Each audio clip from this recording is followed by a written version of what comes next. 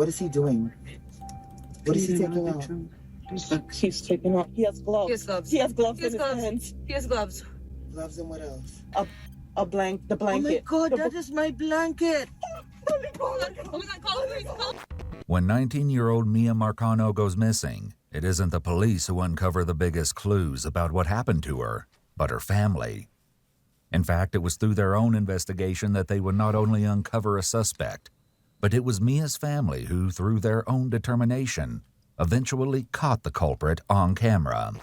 In 2021, 19-year-old Miya had just started her second year at Valencia College, where she was pursuing an associate in arts degree. She was balancing her education and employment at the Arden Villas apartments in Orlando, some 200 miles away from her close-knit family in Broward County, Florida.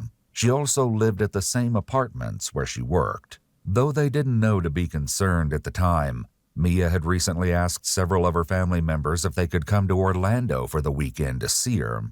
When no one could, she instead decided to fly home to Fort Lauderdale for a visit. Though her family was excited to have her back home, there was a chilling reason Miya felt like she needed to get away. Not knowing what was about to unfold, her aunt Simone later recalled this. I felt like she was a call for help when she asked us all to come this weekend and no one couldn't make it. I feel like it was a call for help and I wasn't there for her. At 5:06 p.m. Friday, September 24th, 2021, Miya sent a text to say she was waiting for the Uber to take her to the airport before she would fly home. After this, she suddenly stopped responding. All calls to her phone went straight to voicemail, and all text messages said that they weren't delivered.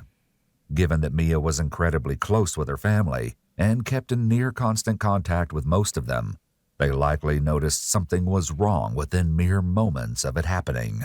However, it wasn't until a few hours later that her family became certain something was amiss. Her grandmother and grandfather later spoke to a police officer and tried to explain her sense of urgency at the time. I would say about 6 or 6:15. My husband and I left our husband to go out to dinner. I said, strange, Miya hasn't called me. I called, and the phone just said, calling mobile. So I figured it was in the area we were in, it was dark. So I called again, still playing. My stomach started to hurt. I'm not psychic, but I can always tell when something is wrong. Because I wouldn't call Miya more than twice, and she'd not answer. Even if she has to say, Mama, I'm doing something. Mama, can I call you right back? So I went to the airport. And I waited and waited and waited, and there was no Miya. When Miya never got off the plane, it confirmed her family's worst fears. Little did they know things were only going to get more twisted from here. They reported her missing soon after, and one of her family members called 911. I'm calling to find out if I can have a wellness check, please. For the address? Correct. I just wanted to know if an Uber picked her up or not. And then from then, her phone has been completely shut off or dead. We're not sure. We had a friend go over, but they're knocking the door. Nobody's answering. I just want to make sure that she's not there.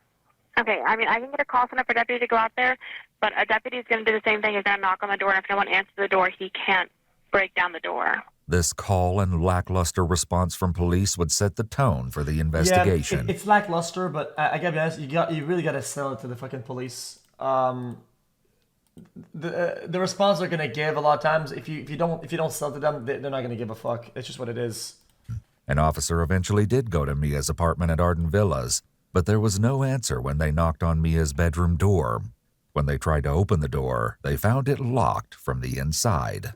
They then headed to the window from outside. Please note that the police department made redactions to the video, blacking out what the officer saw inside Miya's room.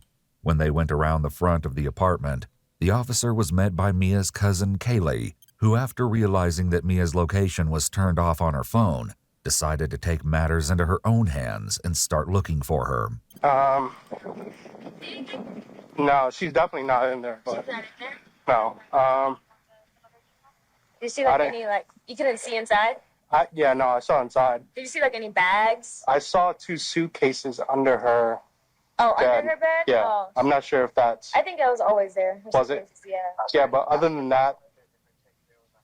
Did you see like a teddy bear on the bed? I can't remember now. You want to go? Yeah, she it was. brings it. If she was fine, she would bring Really? the teddy bear. Yeah, the room, it looked clean. Does anything look out of place? The window, yeah. You open the window. Yeah, you can see that her window is open. Yeah, like she opened it. Ultimately, the officer left. Law enforcement would fail to recognize the urgency of Mia's case until later, perhaps only when it was already too late. With this less than helpful response from police, Mia's cousin Kaylee looked elsewhere for help. And the security guard, Jay, was here. And we approached him, asked him if he knew anything.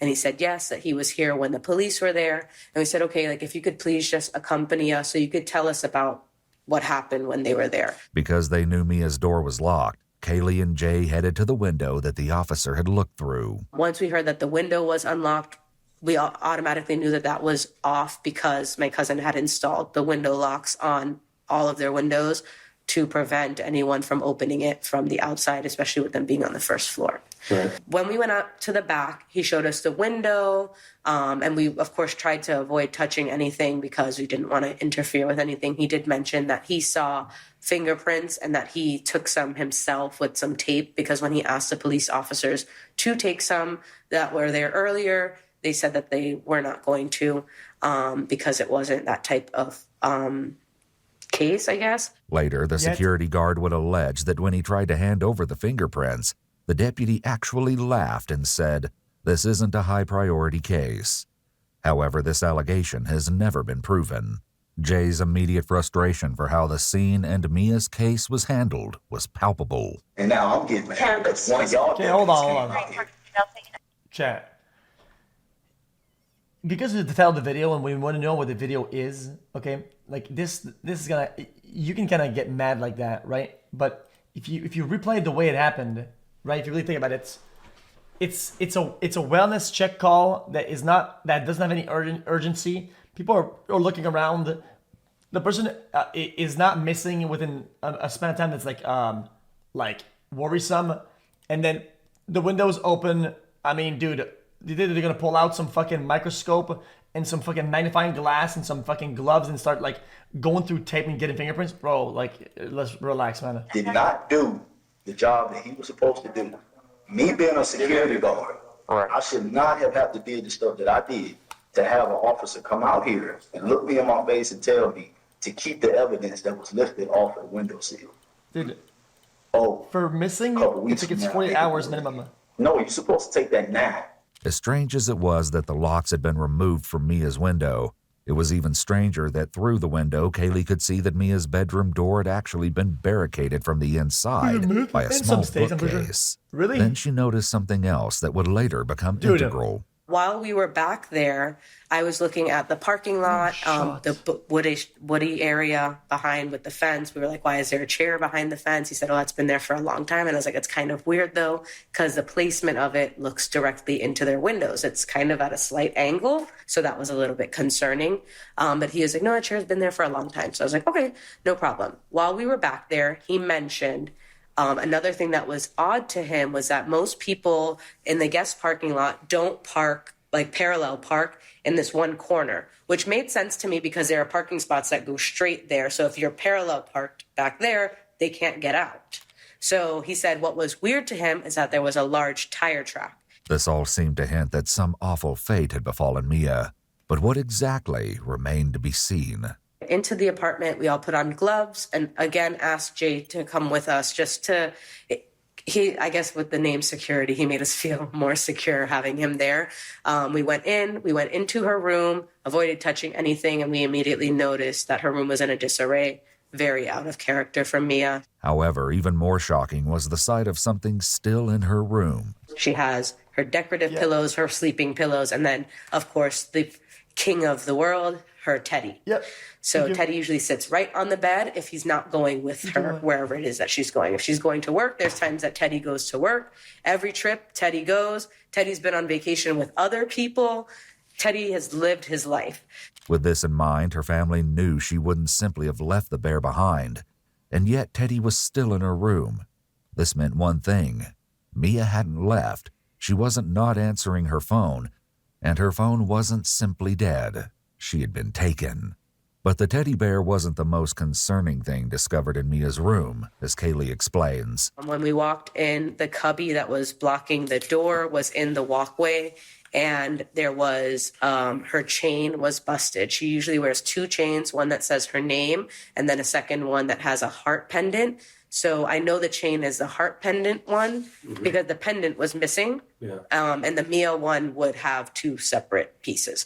So we saw that her bangles, she has a lot of bangles, and they were given to her as gifts from like old family friends. So they're really sentimental for her. So to see them on the floor was a lot. To see them bent that way, I was like, okay, there's definitely something wrong here. Then we also noticed the blood on the pillow, and we were thinking like, of course you look at it and you're like thinking, well, maybe it could be old. But then we're like, but she would have tried to get that out, or she would have at least put a pillowcase on to cover it up, because you're not going to be sleeping on a naked, bloody pillow. Yeah. So that was a little bit concerning as well. After that, we continued to look around the room and found little bits and pieces that just kind of indicated that there was some type of struggle. The bed was moved. We could see the grooves in the carpet were different. They were here, and then the legs were pushed off. The bed head was kind of crooked. And then while examining underneath the bed, someone flipped over the rug. She has a blue furry rug, and found the box cutter. When we saw that, we were like, okay, that definitely can't be Mia's. The box cutter would turn out to be an important clue, as would the item they found in the trash, a single rose. Already feeling like Mia's disappearance wasn't receiving the kind of urgent attention they knew it needed, the rest of her family traveled the same day she was reported missing to gather at the Arden Villas apartments to continue the search, knowing that this was the last place she'd been seen.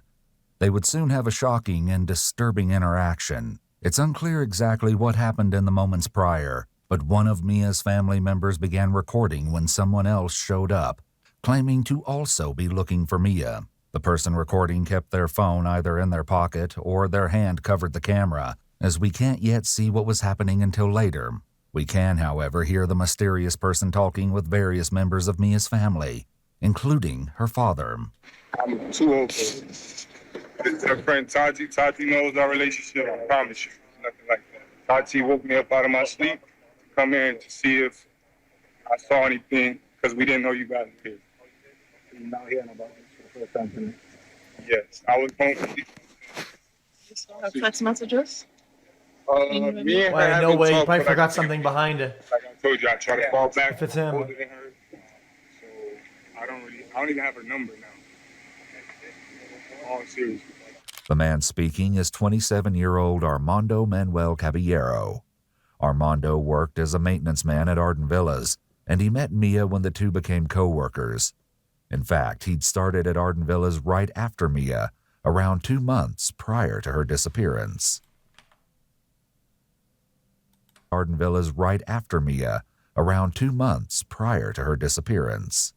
Now, around 3:45 a.m., approximately 10 hours after Miya was last seen, and though he lived at a different apartment complex, Armando was unexpectedly back at Arden Villas. This obviously struck Mia's family as odd, but the entire interaction would only become more concerning. Where's her roommate? Because I heard you had a recent conversation with her. Though it isn't shown in the footage, Simone, Mia's aunt, witnessed something fall out of Armando's pocket when he first got out of his car, something that looked like a key fob. This would turn out to be crucial later. Yeah, I was leaking her wall and I dropped off the back end because I was involved. Other than that, it's just work. You never went in the apartment to fix anything before I have, yes. We had to do all the apartment. Criminals are so fucking branded, it's unbelievable. But I noticed a lot of stuff because I set up the apartment myself. And I set up certain things. I seen you move. Yeah, and I seen you already too. I seen you be. Trust me, bro. I got all good vibes. I'm not like that. Nah, but I wouldn't even came out here. Yeah, but from what I'm hearing, I didn't hear nothing good about you yet.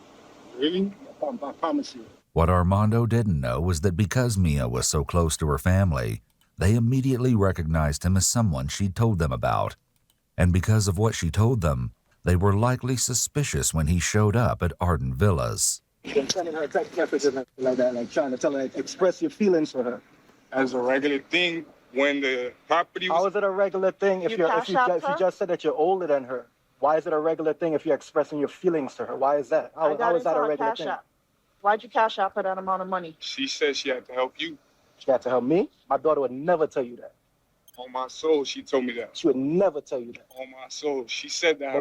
But you just told me that you haven't spoken to her for so long. Yeah, because that was a while ago. That was a while Cash App ago? was this week. That was a while ago? I'm in her Cash App. That was this week. You see, Miya had complained about Armando, though he told her family he didn't have her number and claimed to have last spoken to Miya a few weeks ago. It would soon be revealed that that wasn't even remotely true. Miya often took screenshots of the things Armando was texting her and sent it either to her family members or to her friends.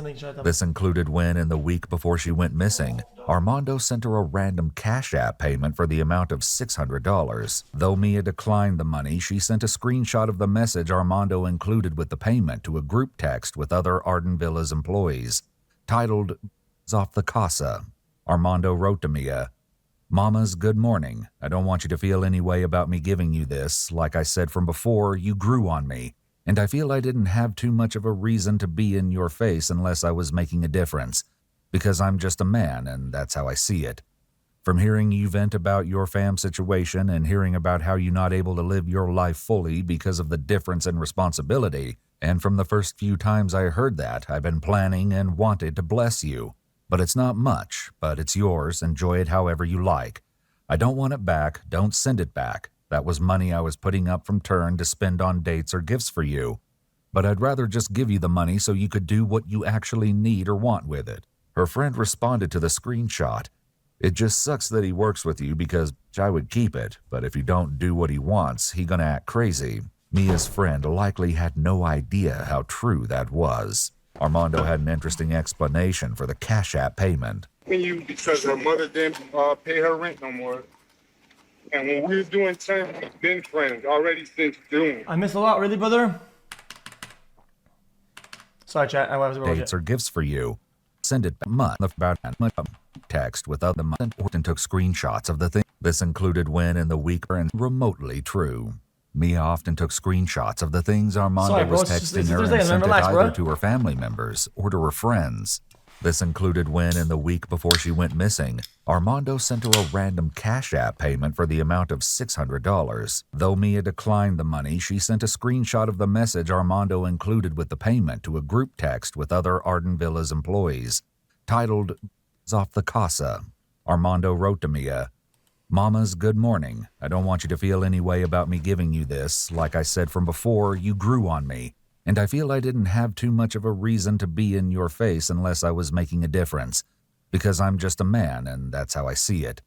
From hearing you vent about your fam situation and hearing about how you're not able to live your life fully because of the difference in responsibility, and from the first few times I heard that, I've been planning and wanted to bless you.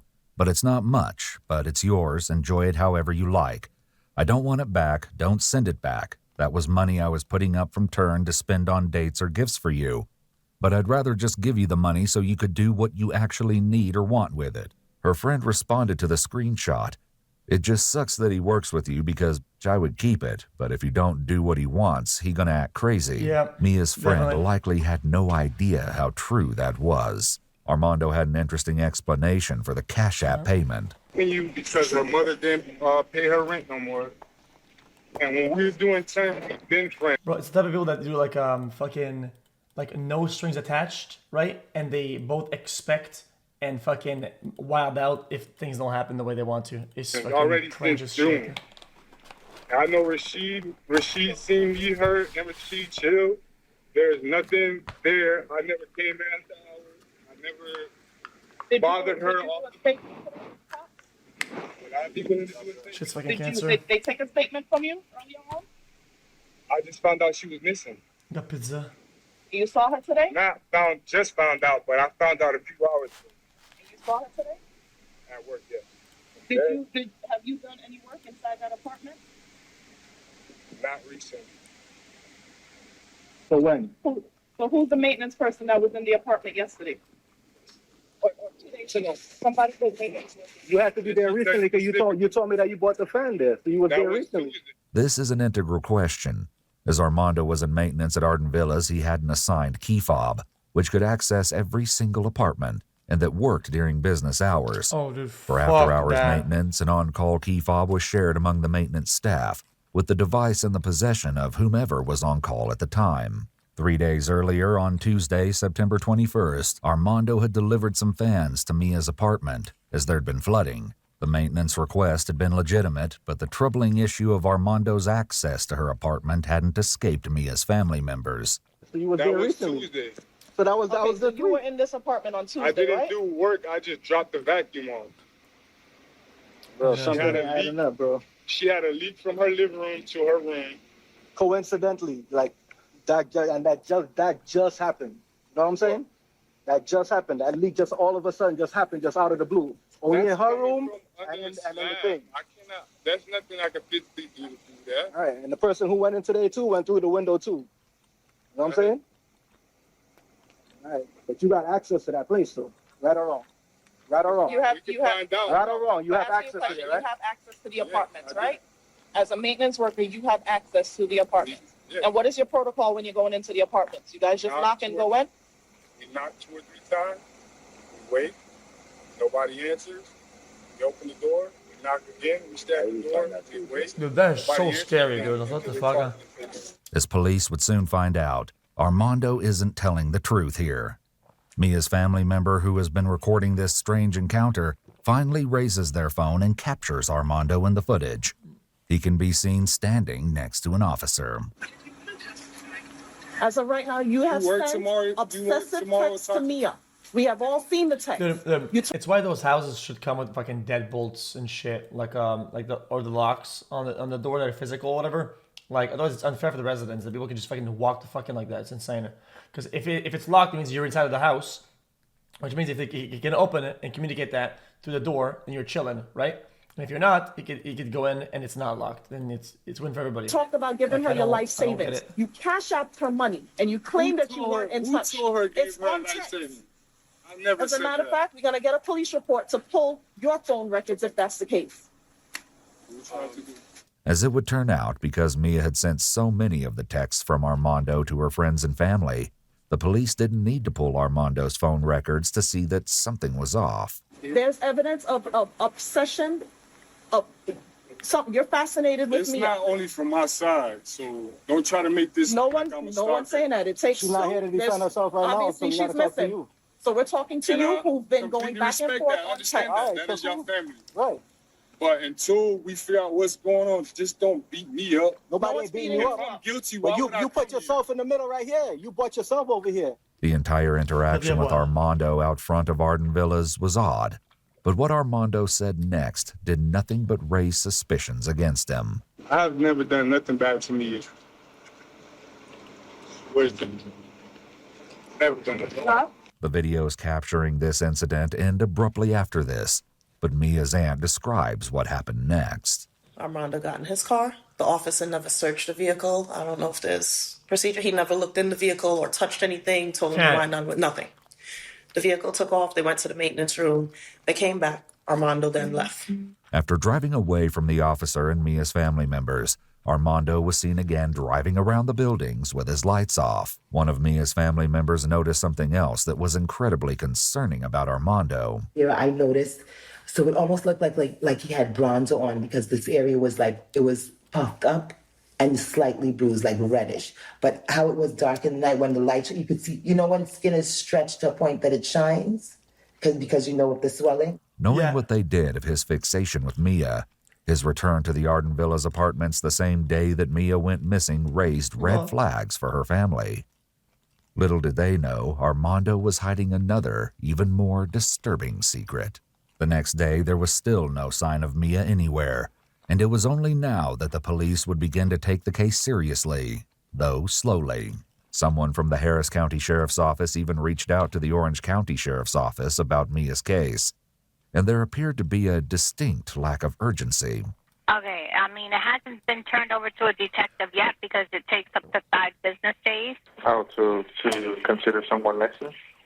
No, I mean, there is a case number already attached to this, and there is a case. I'm just saying that They don't have it assigned to somebody. Chat. It's not 5 days, chat. Hold on.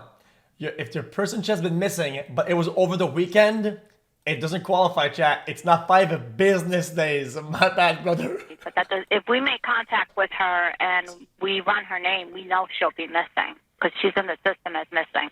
So who normally has? So you have a missing persons division? This is considered a missing persons, and they're not open today. They'll be open on Monday. As investigators finally started to look deeper into the case, they spoke with Marlon, Mia's father. You know what that means, right? 5 business days means that it's impossible that it's 5 or 6. It can only be 7 days. Theory as to what happened is that because a week has 5 days. She was in the bathroom. And it's not. That's insane. It's just. Or maybe she was now getting home. Either she was in the bathroom or she was now getting home, and the person was under the bed. Yeah, 5, 7. The person was under the bed. That's where they had the box cutter and everything. And either when she came in, they startled her, or when she was coming out of the bathroom. You understand? The person who we suspect is somebody who works here.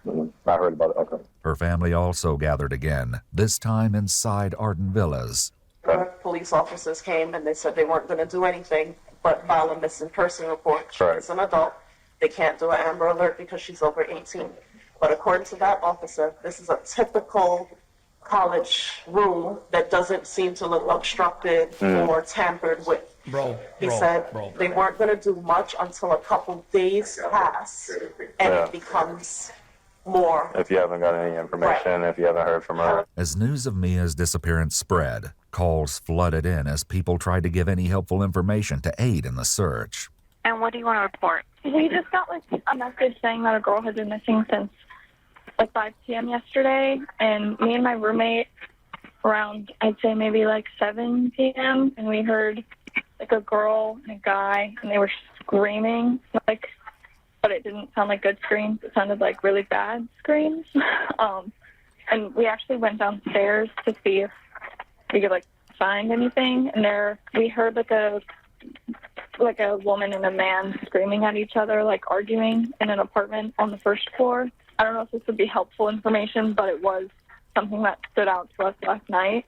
And after hearing about a girl going missing today, I figured I should report it just in case it could help. I've heard All of this was helpful, but Mia's family was already sure they had a suspect, Armando.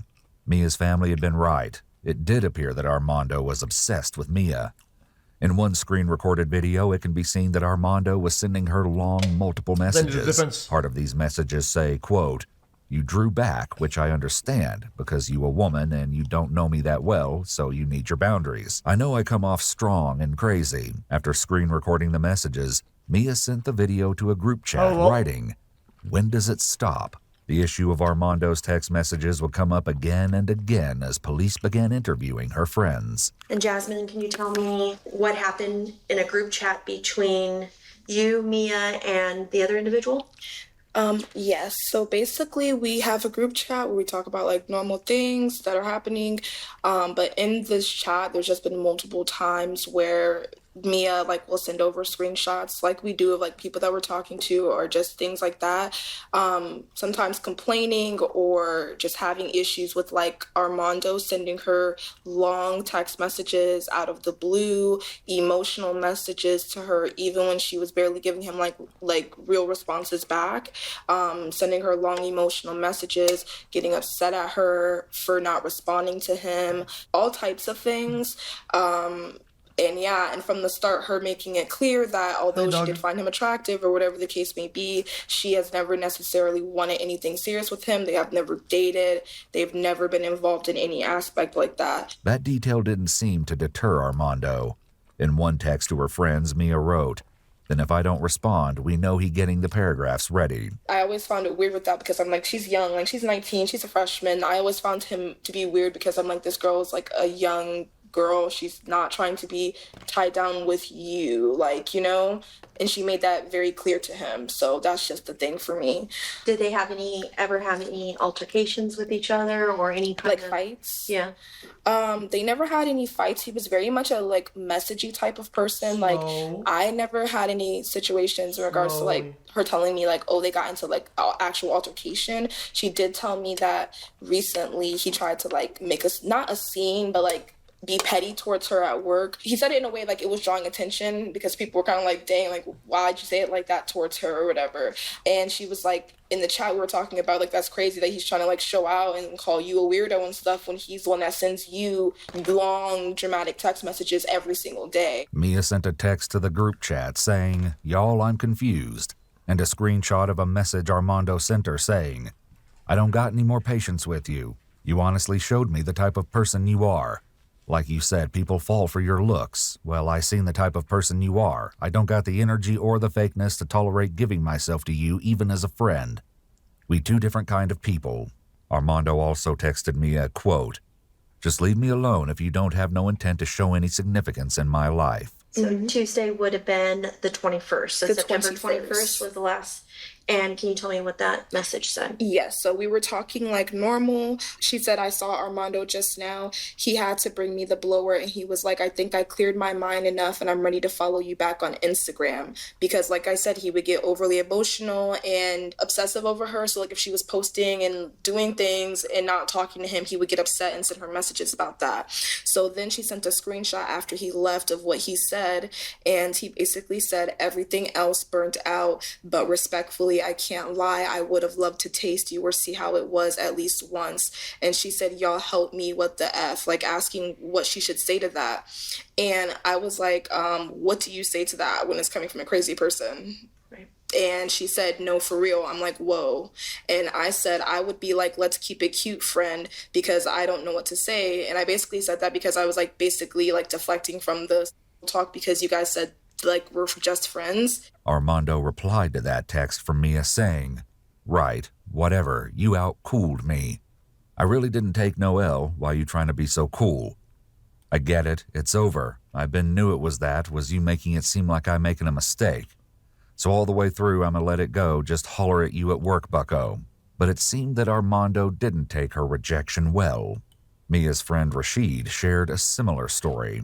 He started sending her, like, not like just like paragraphs. It was, I could swipe and read it. And it was so much to read that I was like, dang, like, I didn't obviously read through all of it, but she would show. If you have to tell somebody that you didn't take an L, especially from them, you definitely took an L, like a massive one. And somebody would know you didn't take an L. You to just like reiterate that is so cringe. Me like it's just some of the stuff she was saying in some of the paragraphs and how like, and I was telling her like he's crazy, you know, whatever. And he was buying her all this stuff. He was giving her stuff like every week. He got her like these flowers that were in her room, the blue flowers, because she had, I guess he overheard like a conversation that she wanted him or something, or saw on her phone or something. In another screenshot Miya shared, Armando wrote to her, "And you ain't showed one concern of even giving me the opportunity to gain ground with you. If anything, every time I felt like I got closer to you, the next day or the next hour, you acting colder. This ain't the grounds to the beginning of something good. I haven't been nothing but frustrated and confused the majority of the time." Miya wrote back, "Yo, I spoke to yesterday perfectly fine. Then I went out like, damn, why do you always have to act like this? Like, can you just chill?" Armando texted back, "If I have no reason to act like this, then you tell me one situation where you did any gesture to validate me, small or big, to make me feel special. A bagel, a lunch, a real compliment. At least a real statement of what you think about me, because I'm really starting to think you cold-hearted." Armando's obsessive behavior wasn't just over texting, as Rashid explains. One day I opened up my apartment when Miya was staying there, and he was outside doing something. And I remember I opened the door to open the door for her, and I was gonna lock it behind her, and he was there, and she was like, "Oh hey," he was outside my apartment, just standing there. Now he was working on something, but like it just progressively got weirder and weirder, and whatever.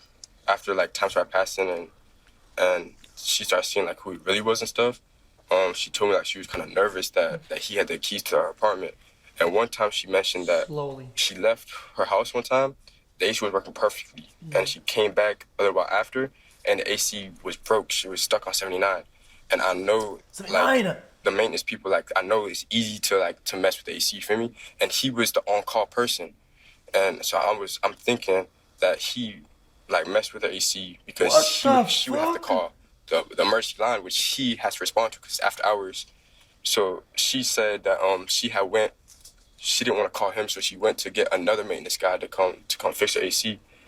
As Rashid shared, Miya had a good reason to be worried. Some of my other friends have told me that he said stuff to them, like she found one of my other female friends found him like in the apartment. He was like, "What are you doing in here?" And he was like, "Oh, I'm fixing something." I remember she had said something to her. I think it was like along the lines of, "I just want to like take a nap in your bed" or something like that. Like it's weird, you feel me? Yo, brother, stop fucking blaming and saying, "Oh, dude, why give me his keys?" Brother, he worked there. He has the fucking master key. He can get in anytime he wants. Like there's nothing they can do. He works there. Like along the lines of, "I just want to like take a nap in your bed" or something like that. Like it's weird, you feel me? Yeah, that is weird. After speaking to another resident at Arden Villas, it seemed that there was a pattern in Armando's behavior. I had just gotten out of the shower too, and I heard knocking and maintenance. I didn't want to answer it because I didn't put in a report. And then I heard the door open and I heard it close. And then when I went out, they were still out there knocking, but I did hear the door open and close. I got dressed, opened the door, asked him if he needed anything. He said, "Did you put in a report for your dishwasher to be fixed?" I told him no. Perhaps finally realizing that Armando needed to be investigated, police spoke to his Yo, dude, this dude is off the fucking rails. This is so scary, dude. What the fuck? boss, Lemuel Arroyo. How would you describe Armando? I would say very peaceful guy, very easy to manage. You know, I was very happy with their performance. To keep eye contact, sometimes avoid eye contact. Now all this going on made me think, why sometimes when we're talking, he trying not look at me? I don't know. Although he was known at work to be private, Armando had been in a bit of trouble before. Years ago, after setting off firecrackers in his college dorm, he lost his football scholarship as a result. With his job at Arden Villas, he was attempting to start fresh. Friday, the same day that Miya went missing, Lemuel noticed that Armando's body language and behavior was off when he received his work uniform. But then when he left, he was shaking, even without we knowing all this was about to happen, you know? And you've never seen that before, No. For firecrackers? Noel, who worked in maintenance with Armando, also saw Armando acting strange on Friday. So he was more quiet, you thought? He was more quiet. Was that... I asked him, "Yo, you okay?" He said, "Yeah." You said the change you noticed was that he just seemed more quiet. With this in mind, investigators take a look at the records of who used the maintenance key fob. While the officer only turns on the audio of her body cam a few seconds before the following footage begins, it appears they're talking about Armando.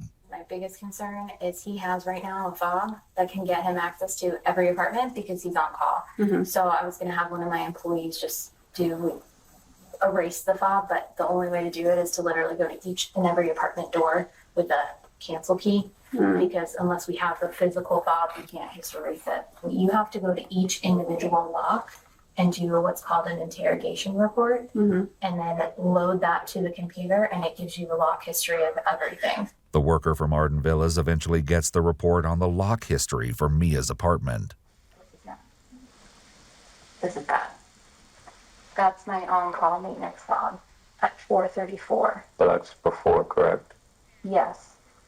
But I don't understand why he would have been there. Is it Armando? Yeah. To most, this would seem like particularly damning evidence, but it only got worse. While checking out an apartment that was set up the same as Mia's, though not her actual room, the officer asks a chilling question. So he accessed her room at 4:30, correct? There's no service supposed to be in her room or anything like that, right? And I don't remember if I saw that he left with that fob. She would have been home, so if he was just hanging out, now I'm like worried. What if he was literally waiting for her?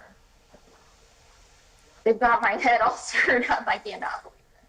Because of the record of the key fob, it was clear that 30 minutes before Mia's work shift had ended, Armando had entered her apartment. And it also seemed that he had never left, or at least there was no record of him leaving. Mia's key was then used to open the door at 5:06, and as the worker suspects, it looks like Armando could have been waiting for her. Dude, by reviewing the that security is- footage, investigators spotted Armando driving a golf cart near Mia's apartment, which coincided This is with the some times the fucking maintenance horror key movie fob shit showed that- it was used on her front door. They also uncovered what they believed to be the last image of Miya as she walked to her apartment just before she went missing. While there was the possibility of an innocent explanation, on Thursday, September 23rd, Armando had asked Miya if she would have time to talk about something mysterious on Friday, the day she went missing. Miya had replied, "What do you want to talk about?" Armando wrote back, "It's nothing big, but if your day is busy, it's whatever." Miya replied, "I'll let you know how my day goes." However, there was one other piece of evidence that didn't quite fit. 2 hours after Miya went into her apartment, Armando called the Arden Villa's office staff and asked to be let into the front gate as he was responding to a maintenance call that was made around 7 p.m. Just 5 minutes later, someone used Mia's key fob on the exterior lock of her apartment. It would be nearly impossible for Armando to have been at the Holy gate of fuck. Arden Villas and Fucking bubbles. then 5 minutes later unlocking Mia's door. The question was this Miya herself, and was the timeline of her disappearance a few hours later than her family believed? Or was this evidence of her kidnapper using her key fob? While the police I may have breathe still in been bubbles. collecting evidence, Mia's distraught family members already Ow. felt certain that they knew where to look for answers about Mia's disappearance, with Armando Caballero himself. While continuing their search for Miya, some of her family members decided to begin surveillance of their own, and they would soon uncover some of the most chilling evidence yet. I happened to overhear Armando's address when he was giving it to the officer. And I said, I'm going to do a pit stop. Put it in the GPS, and then we continued to his house. He didn't see us at first. I made a U-turn, and I went into the parking lot across the street from him. Here's his Jesus. apartment complex. Here's my vehicle facing him. That's when he started touching the indentation of his car. He tried leaving the complex last night with his lights off, and he hit another vehicle. He was touching, so his vehicle is dented. It became clear to them that the police hadn't searched Armando's apartment yet. It was then that they once again began recording, this time catching something truly shocking on camera. He has gloves. He has gloves. He has gloves He has in gloves. his hands. He has gloves. Gloves and what else? The blanket. Oh my God, The that is my blanket. Oh my God, call the police. Call. As they watched, Armando carried a blanket that had once belonged to one of Mia's family members and that had since been given to Miya into his apartment. He knows what we look like, and he's looking to see Him, he who's walked up to following him us. or whatever. Where the are the police? Mia, Kaylee, call them back. I'm He's leaving. videotaping. Okay, this might be a really hot take, chat. Dude, if I could just point out, allegedly in a parallel universe, at this point you just lie to the police to oversell it so that they get there really fast. And if they catch the fucking murderer for it, you just fucking catch the charge later on for fucking lying, whatever. Dude, it is what it is. That's it? Mm-hmm. Send me videotape. I'm videotaping him. That's why I can't call. As unsettling as this discovery was, the incident with Armando was far from over, and it would only become more chilling.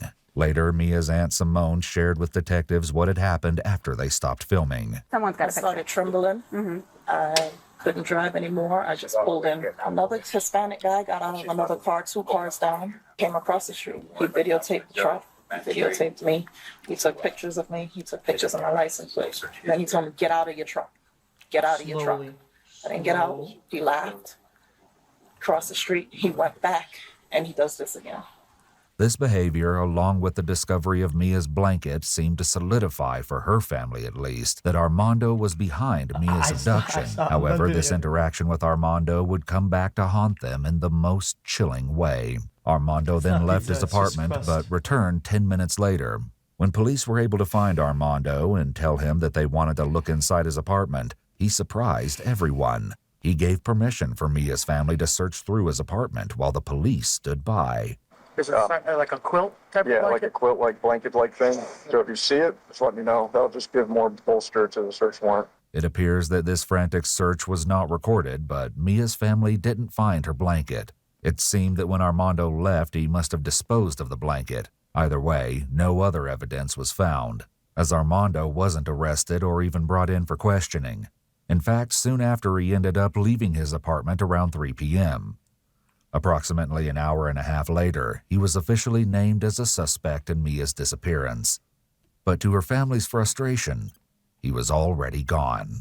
His apartment was then secured, and at around 6 p.m., more than 24 hours after she was last seen or heard from, the Orange County Sheriff's Office released a missing persons bulletin for Miya. By now, it was becoming clear to at least some that the police knew they hadn't started their investigation as soon as they should have.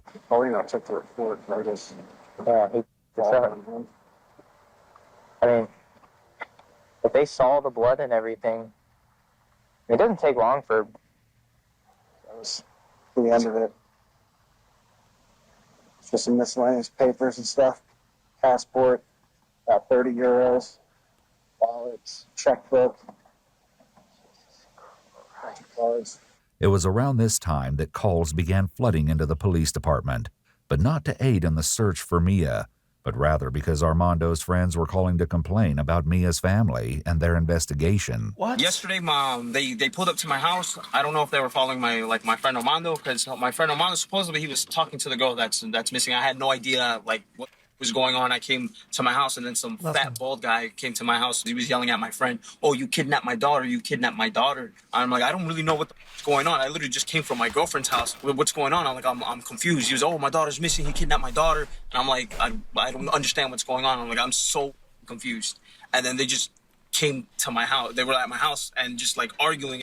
I'm completely lost now. But even Armando's friends had questioned him about his possible involvement in Mia's disappearance. And I was trying to ask him, yo, you sure you didn't do anything? And my mom was on the phone too. I'm like, my mom was like, yo, you sure you didn't do anything? Are you 100% sure? And I was trying to make sure, because that's someone's child that's missing. Yeah. I was like, yo, you sure you didn't do anything? He was like, nah, I didn't do anything. And my mom prayed for him on the phone. My mom said, if you didn't do anything, God will protect you. And if you did something, you will reap what you sow. Along with looking for Miya, law enforcement continued to search for the now missing Armando, based on him using the maintenance key fob to enter Mia's apartment a half hour before she returned home from her shift. The search escalated when an even more disturbing piece of information was revealed. Jessica Decker, a manager at Arden Villas, had found something strange. Then the other thing that concerned me was there was an on-call message last night at around 7:01, and the message said, "This is Tristan Thompson. It's on the first floor. It's just on the opposite side of the apartment." Yeah. And it said the AC was out. Okay. It's a female unit, and an officer went over there the evening and knocked on the door, and they didn't call emergency maintenance. Okay. And that concerns me because of the timing of the last fob reading, which was 7:16, where her fob was used, but nothing was locked. So we got that on call at 7:01. Mm-hmm. He called my leasing manager at 7:11, saying that the gate wasn't letting people in, and she had to talk him through how to manually turn it off. It was now clear that the fake maintenance call had actually been made by Armando, and the call he made at 7:11 p.m. to the office staff to open the gate on the night of Mia's disappearance had been his attempt to establish an alibi. Police also suspected that since he was probably not actually at the gate, he was the one to use Mia's key fob just 5 minutes later. A press conference was scheduled for 1 p.m. on Monday, September 27th, but that planned media briefing was postponed when a shocking discovery was made. What a shit Armando had alibi. finally been found, but it wasn't the result anyone was hoping for. His body was discovered in an apartment complex in Seminole County. I felt so defeated, this was the person we wanted to talk to, to find out, just say something, you know what I mean? Nothing in Armando's interactions with Mia's family had given any suggestion of his intention to escape justice in this way. He was way too confident in how he was. He did not come across as discombobulated at all. He came across more frustrated that we were bothering him. Yeah, maybe the case. You understand what I'm saying? Despite this shocking development, there was still no sign of Miya. Getting dark again. You know what I mean? It's a little girl, and she's out there by herself. You know what I mean? We don't know. We don't know where she is. We don't know if he's done something to her. We have to find this time. We are trying. Tragically, just over 1 week after she went missing, Mia's body was found on Saturday, October 2nd, 5 days after Armando was found dead. Mia's body was discovered in a wooded area behind Timberscan condos in Orange County. She was found with her red purse and wallet, wearing jeans, a bra, and a robe, and a necklace with her name. Her body was mostly skeletonized and bound with black tape around her wrists, ankles, and across her mouth. Due to the state of her remains, a cause of death couldn't be determined. However, there seemed no doubt as to Armando's guilt. Mia's blood and hair was eventually found among some of Armando's belongings. According to Orange County Sheriff John Mina, we're not looking for any other people. We believe pretty conclusively that Armando Caballero is responsible for this crime, and there's not any other person or persons that we're looking for in this case. Given the evidence, including the broken jewelry found in her room, along with bloodstains, police speculate that when Miya entered her apartment, Armando attacked her, and a struggle ensued.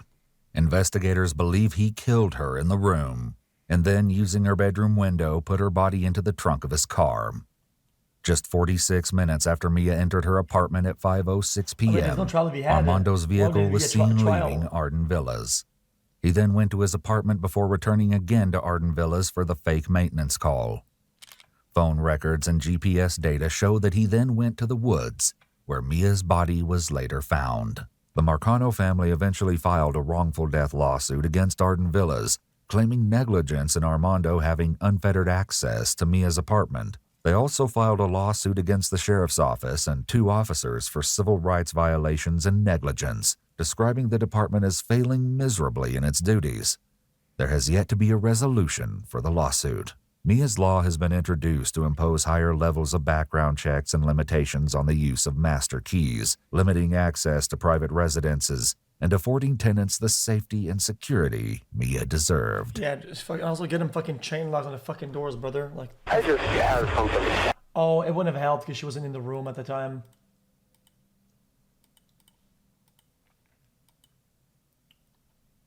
I mean, there's a way to set up something for sure. Where like if nobody's inside or whatever, you can't go in or some shit like that. Or like, dude, it just seems really scary that somebody can get in it when you're not there. Like, we could just be camping it. It's just fucking, it's cooked. The fuck?